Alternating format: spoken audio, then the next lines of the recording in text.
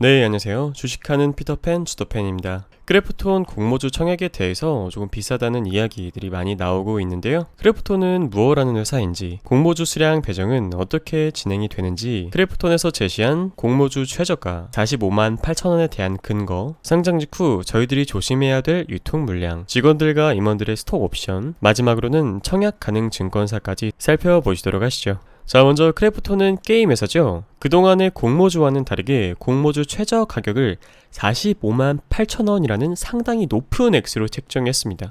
투자자 입장에서 당연히 크래프톤이 이만한 가치가 있는지 궁금할 수밖에 없을 텐데요. 그럼 지금부터 증권신고서 분석 들어가 보도록 하겠습니다. 크래프톤은 PC, 모바일, 콘솔 등 다양한 형태의 게임 프로그램을 개발하고 판매하는 업체로 가장 유명한 게임은 배틀그라운드입니다. 그 밖에 테라, 엘리온, 골프킹, 볼링킹 등이 있죠. 올해 1분기 재무제표 기준 크래프톤이 배틀그라운드, 테라 등으로 국내 및 해외에서 거둬들인 매출은 4,610억 원, 영업이익은 2,272억 원을 기록했습니다. 매출액에서 인건비, 생산비 등 각종 비용을 다 제외하고도 매출액의 49%를 영업이익률로 남긴 거죠. 정말 대단한 수치라고 볼 수 있겠는데요. 이렇게 영업이익률이 높은 이유에 대해서 저희들이 생각해보면 게임이라는 산업의 특성이 있습니다. 초기에 게임을 개발할 때는 연구 개발, 인건비 등 큰 비용이 들어가겠죠. 하지만 한번 개발하고 나면 중간중간 업데이트에 따르는 비용, 마케팅, 관리비 등을 제외하고는 게임 유저분들로부터 거둬들이는 수익이 고정비용보다 훨씬 더 많아지게 되는 겁니다. 물론 게임이 흥행한다는 전제 조건이 있어야겠죠. 배틀그라운드는 2020년 글로벌 이용량 1위, 명실상부 메가 히트 작품이라고 볼 수 있겠습니다. 크래프톤이 이번 상장으로 판매하는 공모주 수량은 총 1,006만 230주인데요. 한 주당 액면가는 100원입니다. 100원은 상법이 규정하는 액면가의 최저 금액이고요. 액면가가 낮은 이유를 말씀드리면 상장에 도전하기 직전인 지난 5월 한 주당 500원짜리였던 액면가를 100원으로 쪼갰기 때문입니다. 공모주 수량은 우리사주조합이 20%, 기관 투자자가 55%, 일반 투자자분들이 25% 비율로 배정을 받고 만약 우리사주조합 배정 물량에서 청약 미달이 나올 시 최대 5%까지 일반 투자자분들에게 추가 배정이 가능하다라고 합니다. 자, 공모주 수량 1,006만 230주 중에 신주 모집이 703만 주로 69.9%이고 구주 매출이 303만 230주로 30% 정도 되는데요. 그러니까 신주 모집은 새로 주식을 찍어내는 걸로 투자자분들한테 판매한 만큼 회사가 현금을 손에 쥐는 구조이고요. 반면에 구주 매출은 상장 전에 이미 주식을 갖고 있던 주주가 자신의 주식을 내놓는 겁니다. 따라서 구주를 판 대금은 회사가 아닌 기존 주주분들의 손에 들어갈 수밖에 없는 구조겠죠. 여기서 기존 주주란 크래프톤에서 세 번째로 많은 지분을 가지고 있는 벨리즈원 유한회사, 그리고 크래프톤 임원 3명인데요. 눈에 띄는 점은 3대 주주 벨리즈원은 크래프톤 주식 276만 9,230주, 지분율 6.4%를 가지고 있는데 보유주식 전부를 구주 매출로 내놨습니다. 사실 이번 상장으로 보유주식 전부를 털어버리고 현금만 손에 쥐겠다는 뜻이죠. 벨리즈원은 투자 사업을 하는 사모펀드로 2018년에 만들어졌습니다. 이 회사의 등기 임원 중 한 명이 바로 장병규 크래프톤 창업자 겸 이사회 회장님입니다. 벨리즈원 지분은 벨리즈2 유한회사가 55.56, 그 밖에 장병규 의장 등 주요 주주들이 44.44%를 쥐고 있습니다. 장병규 의장님의 정확한 벨리즈원 지분을 저희들이 알 수 없지만 이 의장님이 과거에 자신이 가진 크래프톤 지분 일부를 벨리즈원에 현물 출자했고 그 대가로 지분을 받았죠. 따라서 벨리즈원이 이번 구주 매출을 거쳐 사실상 현금 청산한다는 점을 감안하면 장병규 의장님도 벨리즈원을 통해 구주 매출에 참여해 거액의 현금을 손에 쥔다라는 걸 뜻하게 됩니다. 또한 김창한 크래프톤 대표이사, 김영준 블루 스튜디오 PD, 조두인 블루 스튜디오 대표 등 핵심 경영진이 모두 구주 매출로 보유주식의 일부를 팔아 현금을 확보하죠. 크래프톤 공모주 청약에 관심이 있는 투자자분들이라면 아마 이번 공모 가격 범위를 보고 깜짝 놀라셨을 겁니다. 크래프톤 공모주 청약 주관사인 미래에셋증권과 NH투자증권 등 증권사들은 공모가 범위를 45만 8천원에서 55만 7천원으로 정했습니다. 최종 공모 가격은 무려 2주간 6월 28일부터 7월 9일까지 진행하는 수요 예측을 거친 뒤 7월 12일날 확정이 되고요. 크래프톤 공모주 청약 때 균등 배정만 노리는 투자자분들이라고 하더라도 최소 청약단위 10주를 기준으로 최소 229만원에서 최대 278만 5천원의 증거금을 준비하셔야 됩니다. 적금 붓고 생활비 쓰고 남은 자투리 돈으로 공모주 청약에 도전하기에는 너무 큰 액수죠. 크래프톤이 이렇게 높은 공모 가격을 결정한 근거는 무엇일까요? 크래프톤 공모 가격 산정은 퍼 주가 수익 비율 방식을 활용했죠. 퍼는 주가를 주당 순이익으로 난 수치로 기업의 영업활동이 어느 정도의 수익성을 가져오는지, 시장의 평가는 어떤지, 성장성은 어떤지, 영업활동 시 위험성은 없는지 등을 종합 반영한 지표입니다. 여러분들 들어보셨죠?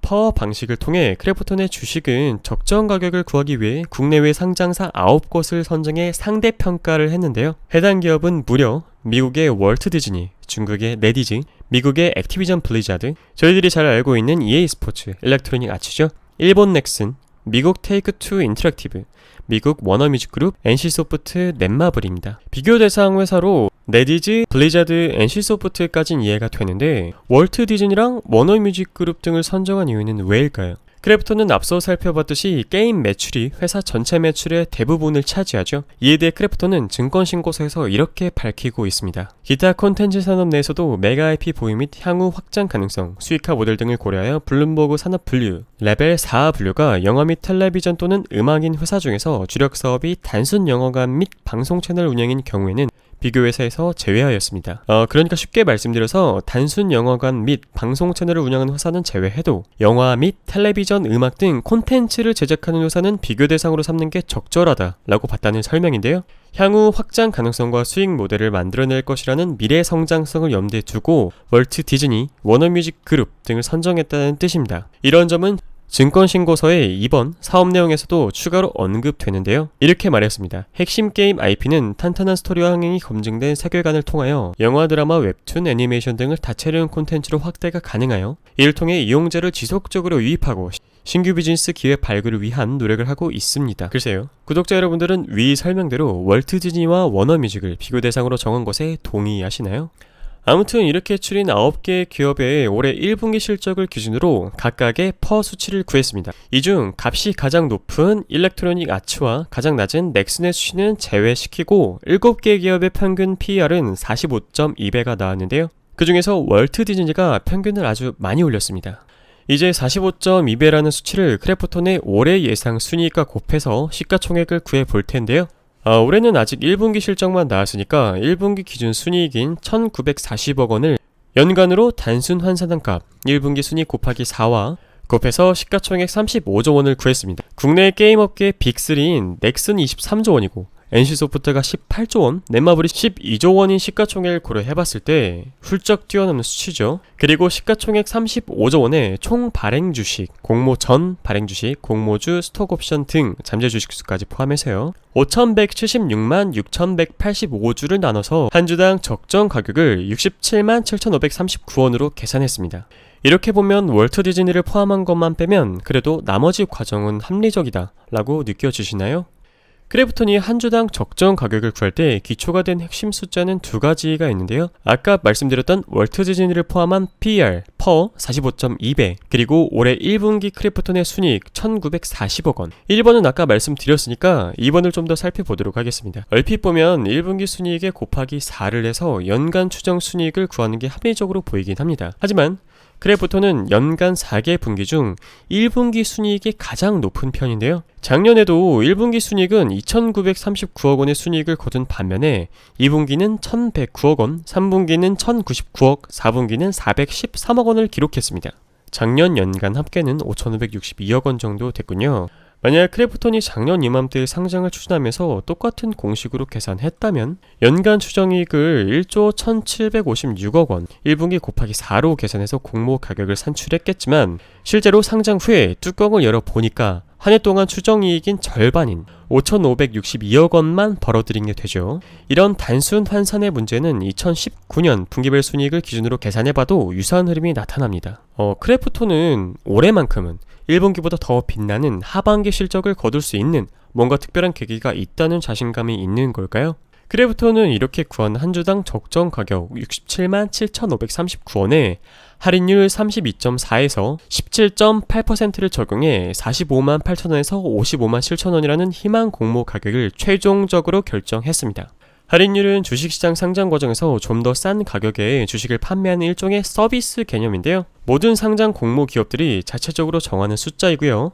참고로 최근 1년 동안 코스피 시장에 상장한 빅4, SK바이오팜, 빅히트, SK바이오사이언스, SKIT 이 빅4의 할인율은 평균 38.7에서 18.5 정도였습니다. 서비스 개념인 할인율에서도 크래프톤은 다른 대형 상장 공모주보다 인심을 덜 쓴 셈이죠. 이러한 과정을 거친 공모 가격이 과연 적정한지는 이제 투자자의 판단에 맡겨질 텐데요. 구독자 여러분들은 어떻게 생각하시나요? 공모주 청약 이후에 기업이 상장하면 투자자분들에게는 혼란의 시기가 다가옵니다.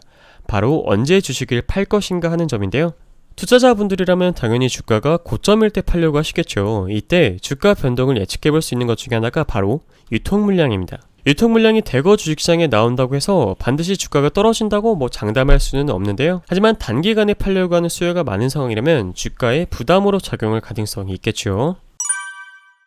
상장 후에 크래프톤의 유통 가능 물량은 전체 발행 주식수의 42.9%, 그러니까 무려 절반 가까이가 상장 직후 언제든 매도 가능한 물량입니다. 이는 앞서 공모주 청약을 진행해 상장을 완료한 카카오게임즈, SK바이오팜, SKIT 테크놀로지랑 비교해도 매우 높은 수치인데요.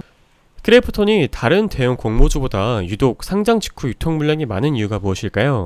크래프톤은 사실 사업 초기에 별다른 매출이 발생하지 않던 시절이 있었고, 이 시절에 살아남기 위해서 외부 투자를 계속 받았습니다. 2007년에 블루 스튜디오라는 이름으로 만들어진 크래프톤은 배틀그라운드가 본격적으로 흥행하기 전인 2016년까지만 해도 자본 잠식 상태였습니다. 그러니까 회사에 돈이 거의 없는, 이익도 안 나고 잉여금도 없는 그런 상태였다는 뜻인데요. 그러한 보릿고개를 넘기 위해 주식을 계속 발행해서 투자금을 수혈했고, 그 결과가 상장 시점에 이른 지금 많은 유통 물량으로 이어진 겁니다.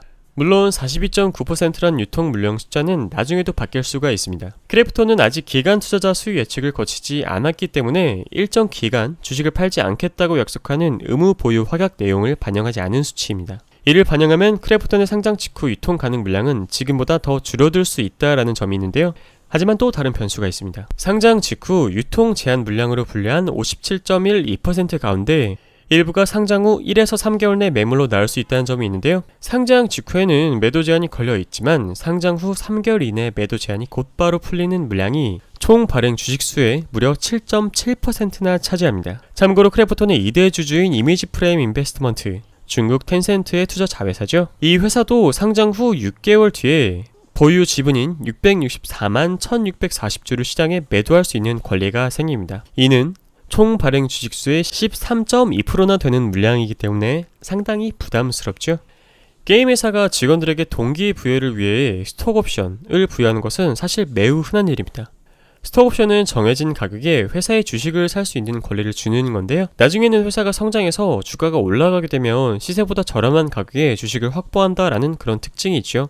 크래프톤 역시 다수의 직원들에게 주식을 매수할 수 있는 스톡옵션을 부여했습니다. 스톡옵션 권리를 가지고 있는 사람들은 크래프톤 임원이랑 일반 직원분들, 계열사 임원분들 다양한데요. 스톡옵션으로 매수 가능한 주식 중 84만 135주는 이미 권리를 행사해 주식으로 매수를 완료했고 5만 7,500주는 스톡옵션 권리가 취소됐습니다. 따라서 상장 이후 스톡옵션 권리를 행사하면 크래프톤은 146만 2,115주의 신주를 발행해야 되는데요. 그만큼 총 발행 주식수도 늘어나고 크래프톤 주주들의 주식가치 희석도 불가피하겠죠. 또 스톡옵션 행사 후에 차익 실현을 위해 바로 매도한다면 대량의 물량이 시장으로 쏟아져 나와 주가에도 영향을 미칠 수밖에 없습니다.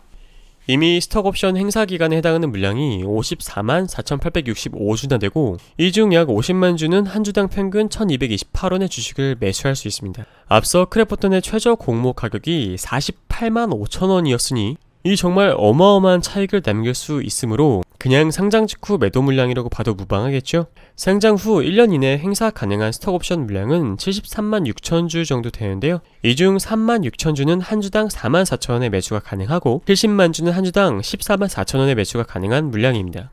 자, 마지막으로 미래에셋과 NH증권 그리고 삼성증권에서 청약이 가능하다라고 하는데요.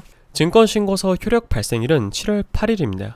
이 형식을 제대로 갖추지 않았거나 중요한 내용을 빠뜨리거나 일부 내용을 거짓 또는 잘못 기재하는 등 이런 문제가 발생하면 효력 발생일이 연기가 될 수 있으니 참고하시길 바라고요. 일반 투자자분들이 청약하는 일정은 7월 14일부터 15일까지입니다. 시간은 오전 10시부터 오후 4시까지니까 참고하시고요.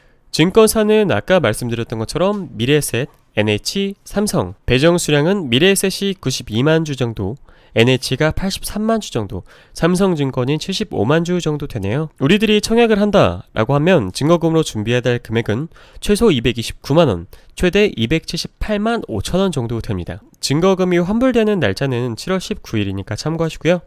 증권사별 청약 수수료를 조금 살펴보면 미래에셋 증권은 등급에 따라서 수수료가 나뉘고 삼성증권도 마찬가지로 등급에 따라서, 반면 NH는 수수료가 없습니다. 참고로 미래에셋이랑 삼성증권 지난 4월에 진행한 SKIT테크놀로지 공모주 청약에서는 수수료를 받지 않았다라고 하네요. 자, 계좌 개설 기한을 또 알아봐야 되겠죠? 미래에셋 증권은 청약 당일 비대면 온라인 개설 계좌로 청약이 가능하고, NH랑 삼성은 청약일 전날까지는 계좌를 무조건 개설해 주셔야지 청약이 가능합니다. 상장 예정일은 7월 중이라고 하니까 참고하시길 바랍니다. 자, 오늘 여러분들과 함께한 크래프톤 회사에 대한 분석이 도움이 되셨다면 구독, 좋아요, 알람 설정은 저에게 큰 힘이 되니까요. 꼭 부탁드리겠습니다. 감사합니다.